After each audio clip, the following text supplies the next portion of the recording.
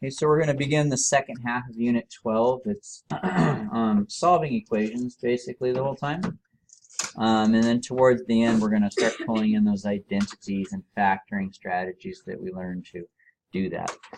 We've actually already solved trig equations, really basic ones though, so a lot of today's just review, and then we'll throw on a couple of new topics at the end, but not much. Today's mainly review. It's been a while since we've done it, so it's worth spending some time on it. I told you guys to bring your unit circles today. I have mine up here. This is our tangent. I sent out the remind. Now, if you don't have yours, it's okay because we can look at this one today, or you can Google it on your phone. But you might want to have your unit circles with you for the rest of this unit. So I'll be referencing mine today up here. But if you didn't bring yours, you can always just look it up on your cell phone, right? All right, so this is really odd. Keep going back and forth here. All right. Hello. Mr. Smith says he's going to email. That's cool.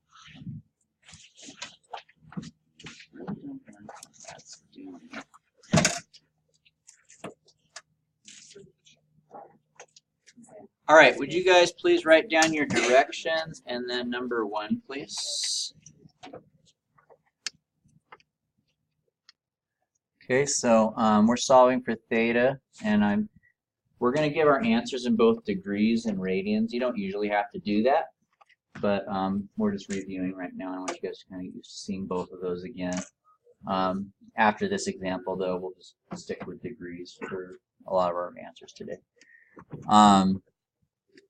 All right, so how do we do these? Well, we have to remember what this means. We're looking for this value of theta here, and theta represents a what? What does theta represent? It represents or I should say it represents an angle. So we're looking for what angle, when I take the sine of it, gives me negative radical 2 over 2.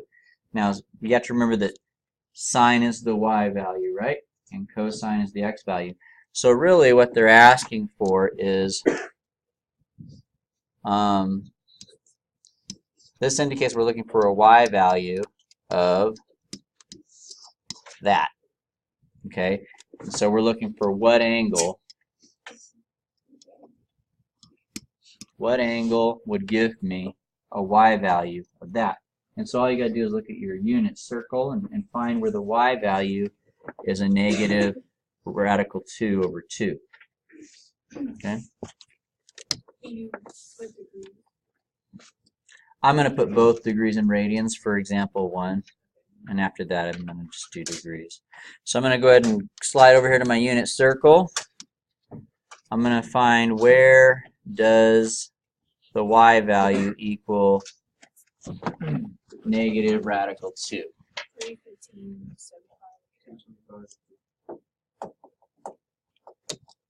Yeah, right here.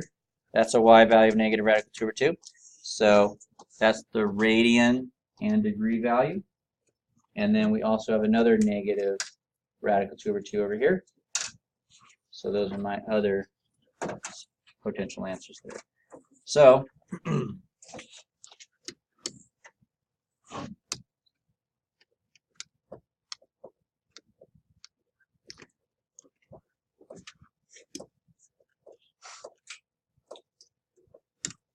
my answer then is going to be in degrees, what was it, 225?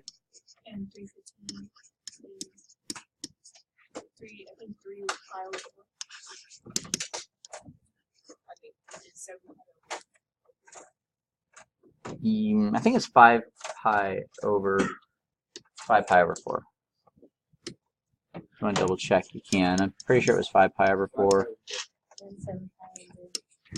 Good. Okay. There we go. All right. So that's that.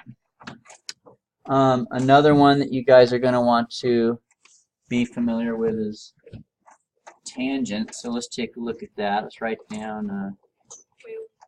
It'll be there. Go ahead and write down number 2. Tangent theta equals negative radical 3. So for the tangent, it's not on the normal unit circle. I had you guys use a different one for that, right? We made this guy here. So let's see. We're looking for negative radical 3. I see one here, and I see one down here. And those angles are 120, which is also 2 pi over 3. And this one down here is 300. And then it's 5 pi over 3, right? So those would be our two answers that we would write for that one. So that's it.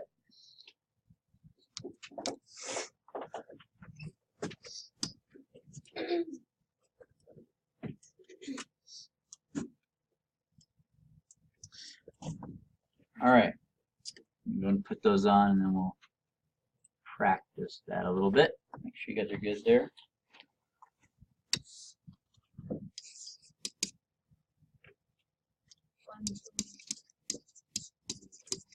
Thank you.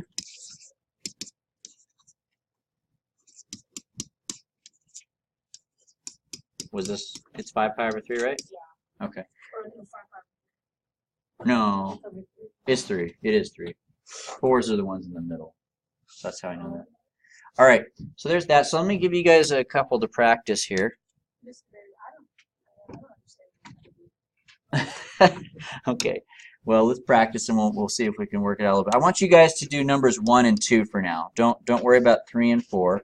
Try numbers 1 and 2. Let me ask Eric. Eric, can you tell me what you got for theta on number 1? 30. And for the radians? Pi over 6. 5 pi over 6. Cool, thank you. That's correct. Does anybody see why? Oh, shoot. Kev? Huh? Number 2. Degrees are 45 to 25. Cool. And radians? 5 over 4. 5 pi over 4. How did you get that one? So for this one, we have to look at the tangent graph. So we're looking for where tangent equals 1. So the tangent graph, Look at the butterflies and it's stuck in the ball. tangent, what was it, negative 1 or positive 1? 1. Okay, so here's one place, right? And that's 45 degrees, and it's pi over 4. The other one's down here in this corner, which is 225 or 5 pi over 4. All right. So that's some basic solving. Now, I wanted to treat the cosecant a little bit differently. When you guys are dealing with when you're dealing with the other 3 that we haven't looked at yet, secant, cosecant, and cotangent, when you're looking at those, they are a little bit different in the way you handle them. So let's go ahead and write down number 3. You can just call this example 1 continued or not, but it's our third example there. I did all 3 of them for my last block, and they felt a little overwhelmed, so I wanted to treat that one separately. Huh? 2. We've done 2. We're going to be on number 3. Wait, what? He was on example 2? I was on example 1, but he was asking, did we finish number 2? Saying, where did I go? All right. So the thing about cosecant, secant, and cotangent is the following. Now, if you want to write this, you can. You don't have to. I'm going to show you something, though. So secant, if you take the reciprocal of that,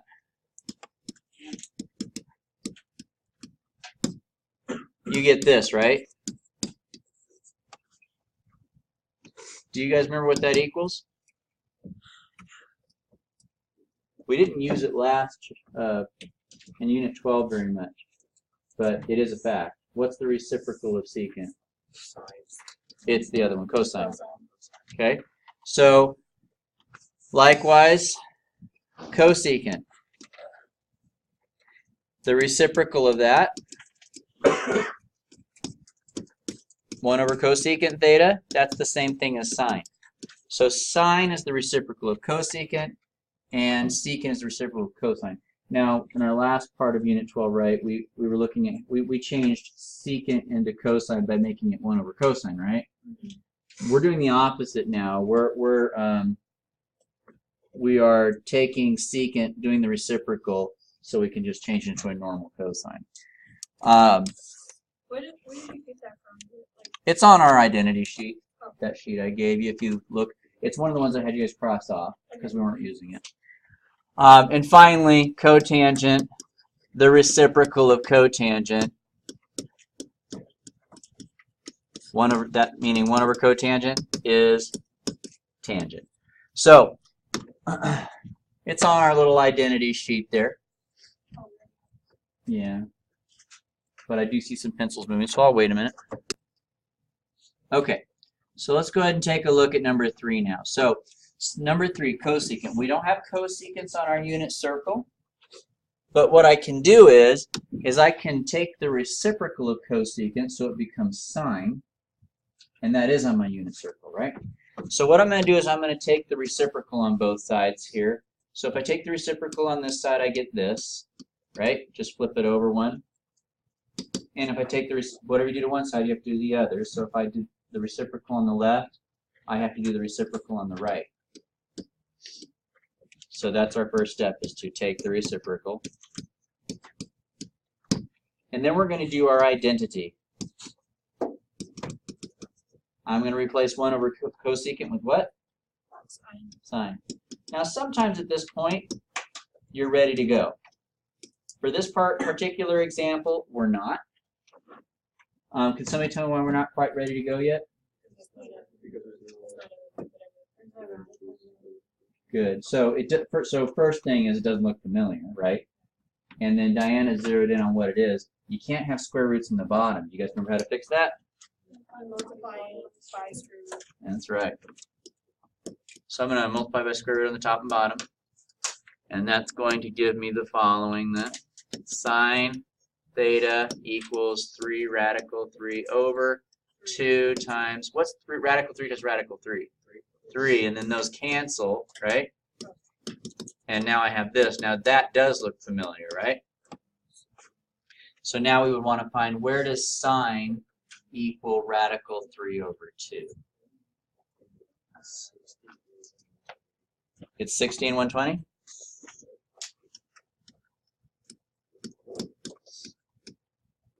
I agree. Yes, that is correct. Okay, so that's it. So when you're dealing with secant, cosecant, or cotangent, you have to do the reciprocal. And after you do the reciprocal, if you have a square root on the bottom, you have to do a little bit extra work. If you don't, hey, that's a good time. It's a little bit easier. All right, so that's those ones. Proceed. All right, so now I want you guys to do 3 and 4. Now, after you've done number 4, if you do everything I've taught you well and correct, you're going to be good. You're going to be getting a good outcome. However, you're going to be confused about what to do with the answer, and that's good. And we'll talk about why that is. You might remember why you're confused, but if not, just go ahead and take it as far as you can, and we'll talk about what's weird about it. So go ahead and do numbers 3 and 4, please. Jackie. So Jackie, what do we do here?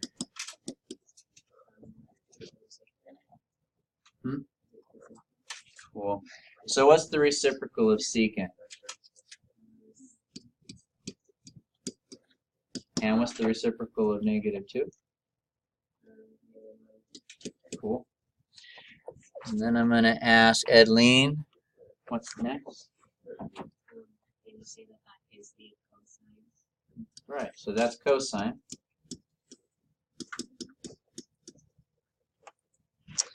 And then I'm going to ask Jacob, what do we get for our angles then if cosine is equal to a -1/2? 120 degrees and 240. That's right. Cosine is the x values. So we're looking, where does x equal a negative half, and that is at those two angle values. Let's go ahead and take a look at the next one.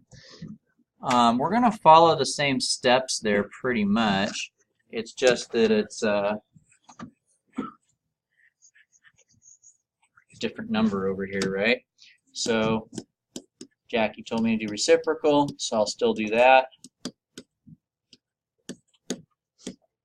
And then Edleen told me to replace that with cosine, so I'll still do that. But this is where things do get a little bit different, so I'll ask Jalen, what's next? Right now I've got cosine of theta equals 2 over radical 3. Well, I multiplied the top and bottom by. Yeah, we don't like square roots in the bottom, right? So now that's going to give me cosine theta equals 2 radical 3 over 3. Now this is where some of you guys might have just stopped, and that's fine, because that's not on our unit circle. Now just because there's a number over here that is not on our unit circle doesn't mean it doesn't exist. Our unit circle only gives us the x and y values for certain points, right?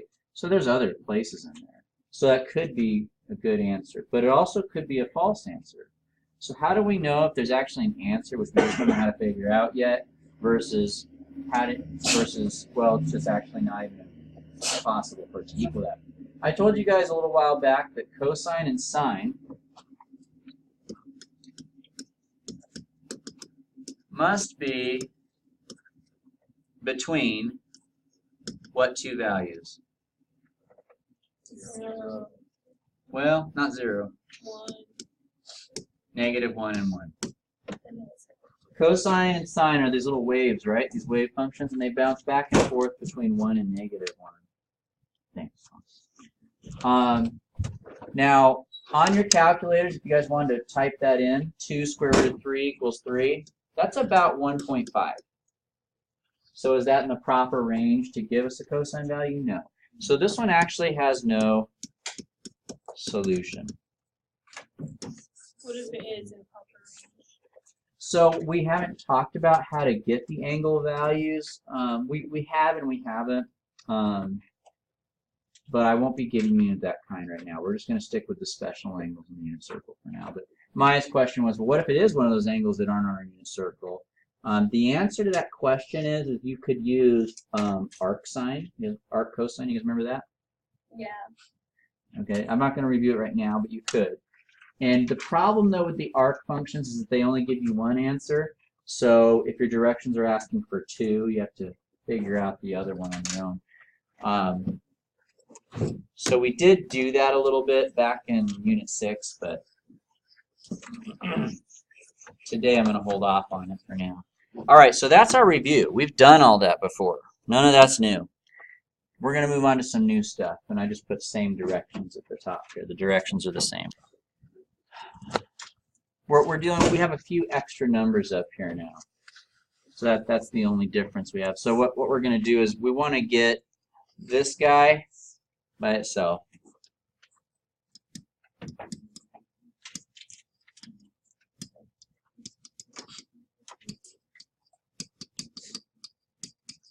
So that means I want to get rid of this 3 and this 4.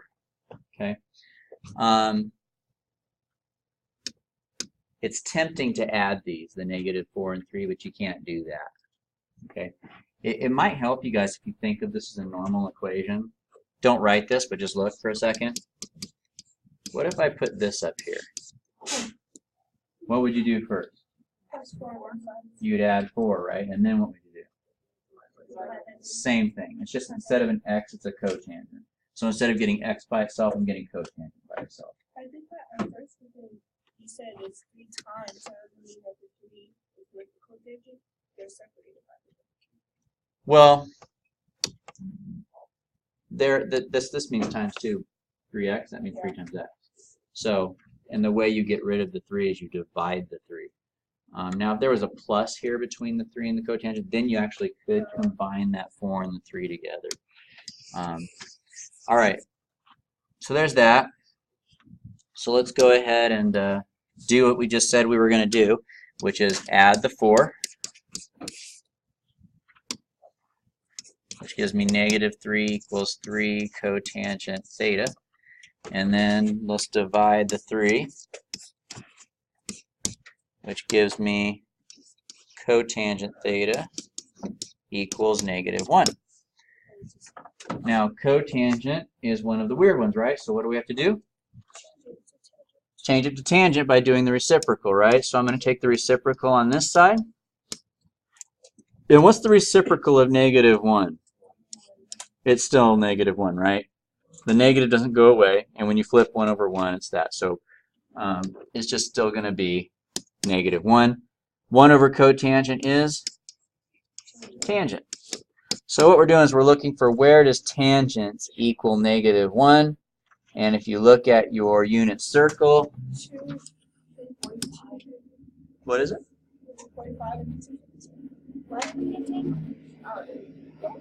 315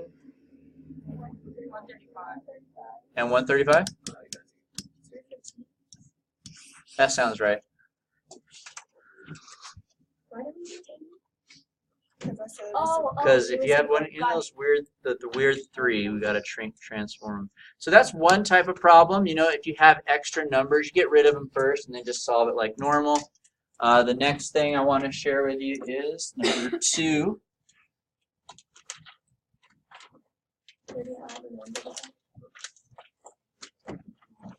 Go ahead and write down number 2 here for example 2. All right, so what do we do about that? Well, once again, let's think of taking these trig ratios, which is what I want to get by itself, right? Yeah. Let's think of it like an x. You don't need to write this. I'm just showing you. What would you guys do first here? You'd combine your x's, right? So that's exactly what we're going to do with the cotangents. We're just going to combine those together.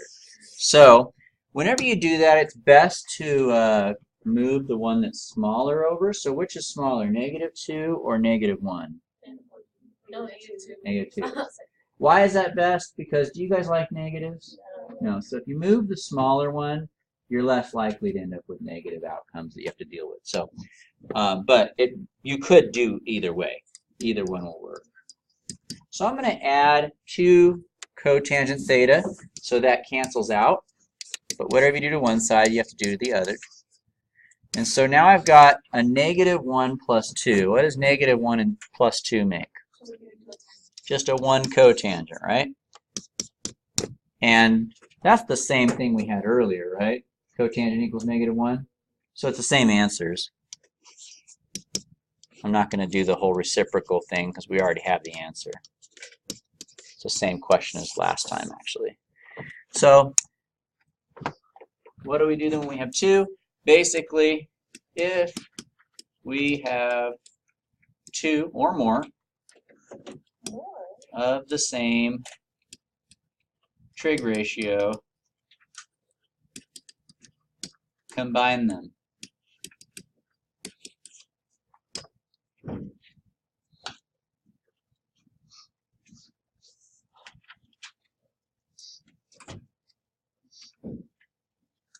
All right, and that brings us to your practice and then the end of our lesson. So go ahead and do those 2 problems. All right, so Kiana, tell me what to do.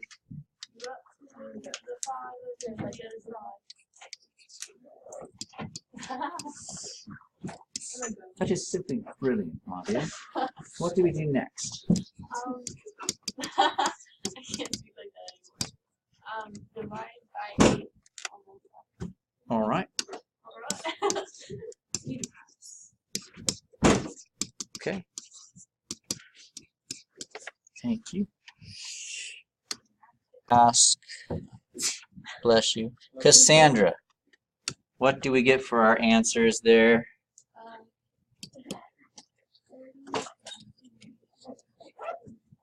One what? I agree. I think so. All right. Last one. Vivster. What's up here? I made the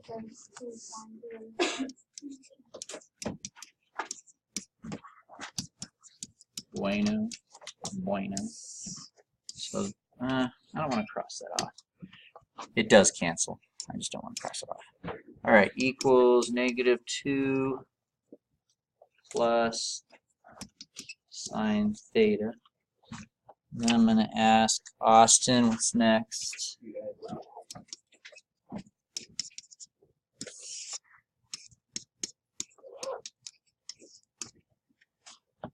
And then I'm going to ask, no, Vanessa, what did we get for our answer on 2 then?